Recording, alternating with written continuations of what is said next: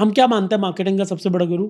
एक लाइन होती है हिंदी में कि भाई इसमें इतना दम है कि गंजे को भी कंघी बेच देगा। हाँ ये बोलते हैं ना, हाँ ये सबसे नेगेटिव लाइन है मार्केटिंग की मेरे हिसाब सही से। बात है, मैं बिल्कुल।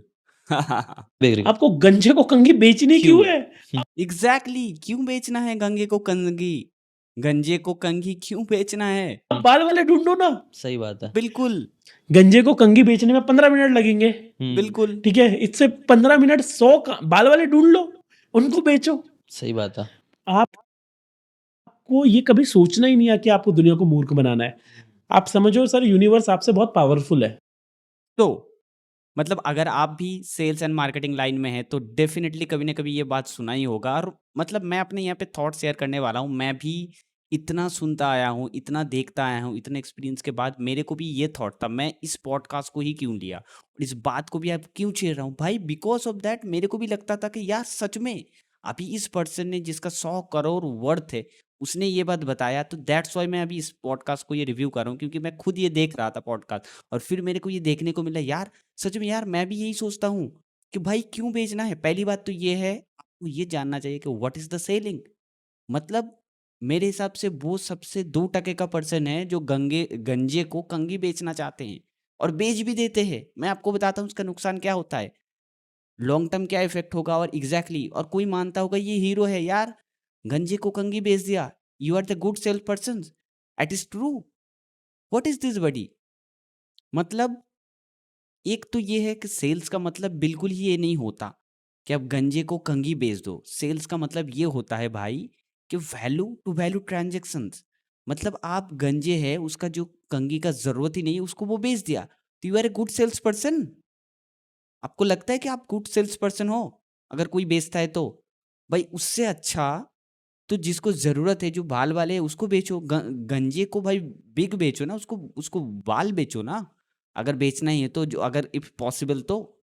सो इससे क्या होता है, अगर आपके अंदर दम है, जो टॉप प्रो सेलर है उसके अंदर दम है, तो आप एक बार को तो कुछ भी बेच दोगे। लेकिन नुकसान ये होने वाला है कि उससे रिपीट सेल्स बिल्कुल भी नहीं आएगा। मेन जो चैलेंज आने वाला है उससे ये होगा कि एक बार को तो आप बेच दोगे, पहली बात उस पर्सन से आप रिपीट नहीं कभी भी आ सकता है सेल्स। एंड दूसरा वो जाके बताएगा यहाँ से मैं ठका हूं तो और भी 10 को लेके जाएगा। लेकिन एक्चुअल में रियल सेलिंग ये होता है, वो अगर खरीदना भी चाहता है तो उसको हम ये बताएंगे कि यार ये आपका ज़रूरत का नहीं है, उसका जो ज़रूरत है हम उसको वही बेचेंगे। तो एक तो ये है कि वो बेचना नहीं हुआ, उसको वैल्यू ऐड करना हुआ, उसको जो ज़रूरत है वो देना हुआ। देन वो जब जाके उसको यूज़ भी करेगा देखेगा यार मैं तो प्रॉफिट में हूँ क्योंकि मेरे को जो चाहिए था वो मिला, जो मेरा हित में है वही मेरे को दिया। तो नेक्स्ट टाइम आपको वो रेफ़र भी करेगा, आपके प्रोडक्ट के बारे में भी बताएगा। एंड अगर कोई ऐसा प्रोडक्ट है जो रिपीट सेलिंग होता है तो वो खुद फिर नेक्स्ट टाइम आपके लिए इजी हो जाएगा। भाई सबसे फर्स्ट जो थोड़ा बहुत चैलेंजिंग आता है वो फर्स्ट टाइम पे होता है कि पहली बार वो ट्रस्ट नहीं रहता।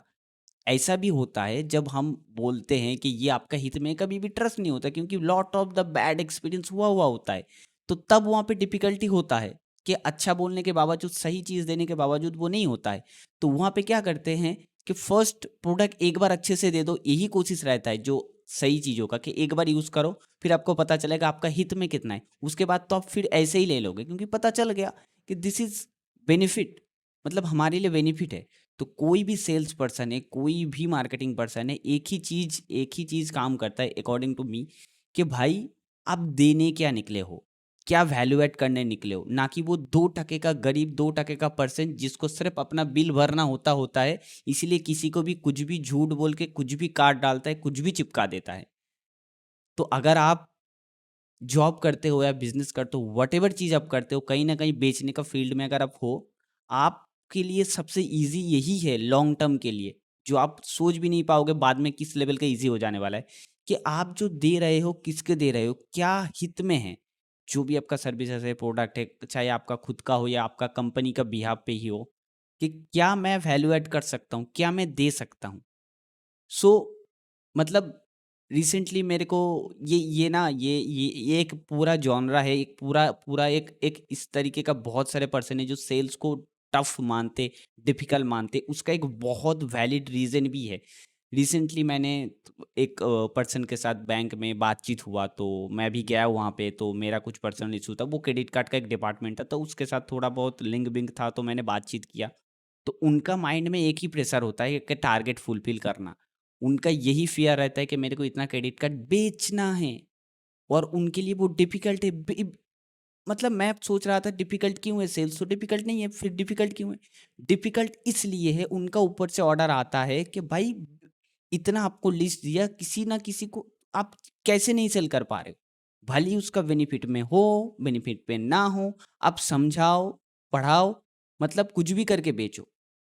समझ रहे हैं? तो इसीलिए डिफ़िकल्ट बन जाता है। मतलब जो चीज़ किसी का ज़रूरत है ही नहीं, वो चीज़ अगर आप उसको दे देते हो, मतलब देने की कोशिश करते हो, तो आपका टाइम ही वेस्ट होगा। इसमें आप बेच भी दोगे, लेकिन एंड ऑफ द डे अगर रेशियो देखोगे, एक तो ये होगा कि डिफ़िकल्ट हो जाएगा, क्योंकि आप झूठ बोलोगे, झूठ तो ऐड ऑन करना ही पड़ेगा। उसके बाद आपको फिर वहाँ पे झूठ ऐड ऑन करने के बाद फिर आपको रेशियो भी कम होगा, कि सारे लोग तो नहीं लेने वाले हैं, वैसे भी कम लोग लेने वाले हैं, जो बुद्धू बुद्धू हो जाएगा या फिर आपको यकीन कर लेगा। उसमें भी वो बुद्धू नहीं है, जो बेच रहा है वो बुद्धू है, कि झूठ बोला उसने यकीन किया, वो बुद्धू नहीं है। एंड देन वहाँ पे तो रिपीट ना ही रेफरेंस आने वाला है, ना ही रिपीट परचेसिंग आने वाला है। इससे अच्छा ये ढूंढते हैं कि भाई कहाँ पे कौन सा प्रोडक्ट किसके लिए वैल्यू एडेड है। मैं अगर उसको वैल्यू ऐड कर दिया, उसको कंसल्ट कर दिया, उसका हित में दे दिया, तो आफ्टर दैट वो खुद परचेस करेगा। उसको कॉल करके अगर बोलेंगे कि भाई हमें रेफरेंस दो कोई और है, वो खुद बोलेगा, तो सेकंड स्टेप इजी हो जाता है। हर जगह पे ये काम करते हैं। मार्केटिंग कैंपेन भी वहाँ से ही स्टार्ट होता है, कि कस्टमर का बेनिफिट। हाँ, ये अलग बात है कि बोलोगे भाई इसमें क्या बेनिफिट, उसमें हर कार, कोई कार सेल कर रहा है तो वहाँ पे तो बेनिफिट नहीं बोल रहा है कि यहाँ माइलेज देगा, वो पोजीशनिंग होता है। मतलब मैं एकदम बिगिनर के लिए बता दे रहा हूँ, वो पोजीशनिंग होता है, वो अलग चीज़ है। क्या आप सिर्फ अभी कार का वो नहीं बेच रहे हो, फ्यूल नहीं बेच रहे हो कि कितना माइलेज देगा, आप स्टेटस बेच रहे हो, तो वो फुलफिल हो रहा है कि नहीं? तो moral of the story, base need पे कि क्या आप देने निकले हो, क्या आप अपने कस्टमर, क्या अपने जो भी सामने वाले हैं, तो उसके लिए आप क्या देने पे निकले हो, ना कि आप अपना पेट भरने निकले हो। अपना पेट तभी भरेगा लॉन्ग टर्म के लिए जब सच में आप देने निकलोगे। और अगर आपका प्रोडक्ट या सर्विसेज प्रॉब्लम सॉल्व नहीं कर रहा है, किसी के लिए वैल्यू ऐड नहीं कर रहा है, तो फिर हर सेल्स में मतलब ये, मतलब बहुत डिफिकल्ट हो जाए। हर बार आपको नया कस्टमर को ढूंढना पड़ेगा झूठ बोल बोल के। वैसे इसमें भी ढूंढना पड़ता है, तो दोनों में डिफरेंस क्या है? अगर आप सही में वैल्यू ऐड कर रहे हो, तो ये लोग आपका नाम करेगा, ये लोग फिर रिपीट रिपीट परचेसिंग है तो रिपीट करेगा या रेफरेंस देगा, ठीक है, और इसका टेस्टिमोनी मिल सकता है कि देखो हमने ये किया। लेकिन अगर आप झूठ बोल के गंजे को खंगी बेच रहे हो, तो फिर वो उल्टा बदनाम करेगा, आपको छुपते फिरना पड़ेगा।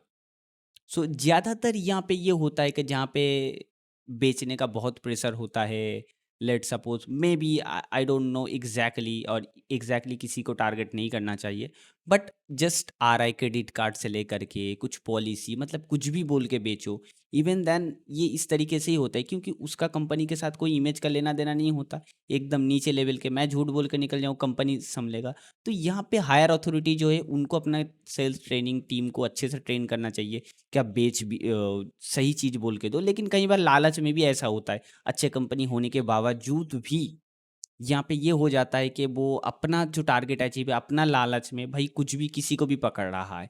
बट इन लॉन्ग टर्म आप कभी अच्छे सेल्स पर्सन नहीं बन पाओगे। जो सेल्स पर्सन मतलब अपना कस्टमर का हित में ही नहीं सोचता, वो बोलता है जो खुद का हित में है, तो वो नहीं हो पाएगा।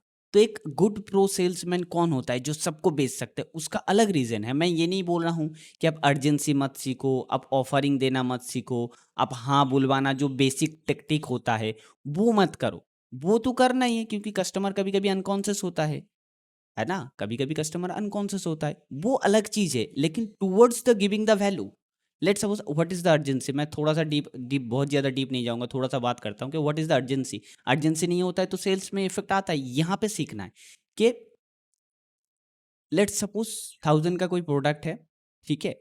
तो उनको आपने ये ऑफर दिया कि सर ठीक है, आपने जान लिया आपका कैसे बेनिफिट है, उसमें भी आपने बेनिफिट भी बता दिया कि उसको कैसे ये बेनिफिट कर सकता है, ना लेगा तो क्या नुकसान कर सकता है, ये बेसिक है। फिर भी अगर वो नहीं ले रहा है, तो आपने ऑफर दिया कि अभी अगर आप लेंगे, अभी के लिए आपके लिए ₹200 का ऑफ। पहली बात, ये अर्जेंसी क्रिएशन भी इम्पोर्टेंट है। ऐसा नहीं बोलूँगा कि सिर्फ आप हित में निकले हो और कस्टमर ले ही लेगा। ये भी गुड सेल्स पर्सन नहीं है, ये भी नहीं है, क्योंकि वो लेने वाला पर्सन कम होगा, लेकिन बहुत सारे पर्सन का अर्जेंसी अगर नहीं देंगे ना, मतलब ज़्यादातर जो सेलिंग होता है, तो वहाँ पे भी ये चैलेंज आता है। तो जब आप उसको अर्जेंसी दे देंगे, जब आपको ऑफर दे देंगे और उसको ये देखेगा कि हाँ मेरे को ज़रूरत भी है, नहीं लूँगा, ये भी नुकसान है, बाद में लेता, कब कोई और आ जाता, क्या करता, कोई वो करता, उससे रिलेटेड अभी उसको फ़ायदा दे दो और 200 रुपया का, तभी वो लेगा। तो ये अर्जेंसी क्रिएशंस बेस्ट होता है। ये टैक्टिक फेयर टैक्टिक है, और ये ऐसा भी नहीं होना चाहिए अर्जेंसी क्रिएशन में कि भाई आज हमने इसको बोला कि अभी के लिए आपका ऑफर है और कल भी वही ऑफर चल रहा है। ये फिर ये अगर लेता है तो बाद में कभी ट्रस्ट नहीं करेगा। तो moral of the story, towards giving the value, giving problem solving, and उसके बाद जैसे कि बेसिक टैक्टिक फॉलो अप करो, जब तक ना बोले तब तक मत छोड़ो। उनका प्रोडक्ट कैसे हेल्प कर सकते हैं, उसका जो गोल है कैसे अचीव करवा सकते, और नहीं करेगा तो अपना उनका क्या नुकसान होगा वो बताओ। एंड ऑल्सो आप अभी लेगा तो क्या फ़ायदा, बाद में लेगा तो क्या नुकसान, और आप ही का ही क्यों लेगा। ठीक है, इस तरीके का बहुत सारी चीज़ें, लेकिन मैं बार बार कह रहा हूँ, towards the giving the value, towards giving the value, giving the problem solving होना चाहिए, तभी as a good sales person इसे लॉन्ग टर्म तक चलेगा। ठीक है, उसको ऑफर भी मिल गया, उसका प्रॉब्लम भी सॉल्व हुआ, और बाद में इस तरीके से भी हो सकता है। तो मेरे को ये अच्छा लगा, इस तरीके का बातचीत और भी होना चाहिए। और इस पर्सन जिनका वर्थ, कंपनी वर्थ 100 करोड़ है, चलो भाई इसका 10 करोड़ तो होगा कैश में, 5 करोड़ 2 करोड़ तो होगा कैश में, लेकिन इस बंदे ने भी ये बोल रहा है, जो कि बहुत अच्छा लगा। नहीं तो ऐसे तो अफवाह मतलब फैलते रहते कि भाई sell me this pen, what is this, आपको जरूरत नहीं है क्यों बेचूं। फिर आपने देखा होगा कि वो पेन को बोलते हैं कि ये ले लो, ये पेपर अर्जेंट, ये है वो है। तो वहां पे क्या हुआ, वहां पे वही सिचुएशन क्रिएट किया जा रहा है कि आपको नहीं लेंगे तो नुकसान है, तो आपने वो क्रिएट किया आर्टिफिशियली, समझ रहे हैं, रादर के आप बेनिफिट दो। तो अच्छा लगा, मेरा बिलीफ सिस्टम के साथ, मेरा वैल्यू के साथ ये बात मैच किया कि गंगे को कंगी, गंजे को कंगी क्यों बेचना है। तो और भी चीज़ें हैं, कमेंट करना कि इस तरीके का और किस तरीके का वीडियो देखना चाहते हैं, यानी इस तरीके का पॉडकास्ट। मतलब पॉडकास्ट का बात नहीं है, इस तरीके का सेल्स एंड मार्केटिंग बिजनेस का बातें होना ही चाहिए, तभी एज ए ट्रूथ का पता चलेगा एग्जैक्टली ग्राउंड लेवल पे क्या काम करता है। ग्राउंड लेवल पे भाई कुछ भी रॉकेट साइंस नहीं काम करता। ग्राउंड लेवल पे गिविंगनेस, जिस दिन आप देने निकलेंगे उस दिन आपको मिलना बंद नहीं हो सकता। अगर आप लेने निकले हैं कि मेरे को ये मिल जाए, मेरे को 2000 पर डे का मिल जाए, मेरे को 20,000 रुपया पर डे का मिल जाए, 1 लाख महीने का मिल जाए, तो मिल तो जाएगा, लेकिन सेकंड क्वेश्चन ये आता है कि आप क्या उसके अगेंस्ट में क्या देना चाहते हैं, क्या वैल्यू ऐड करना चाहते हैं। जिस दिन से आप ये थिंकिंग के साथ सुबह उठेंगे, डेफिनेटली श्योर चेंज होने वाला है, क्योंकि मैं ये प्रैक्टिकली कर चुका हूँ और मेरा चेंज हुआ है। That's why I am telling you. And मानना ना मानना ये आपका है, और अपना जो राय है वो कमेंट सेक्शन तो खुला हुआ है, बिल्कुल कमेंट सेक्शन में चर्चा होनी ही चाहिए। Thank you for watching. ठीक है, मैं रशीदुल मंडल, मिलते हैं नेक्स्ट वीडियो में।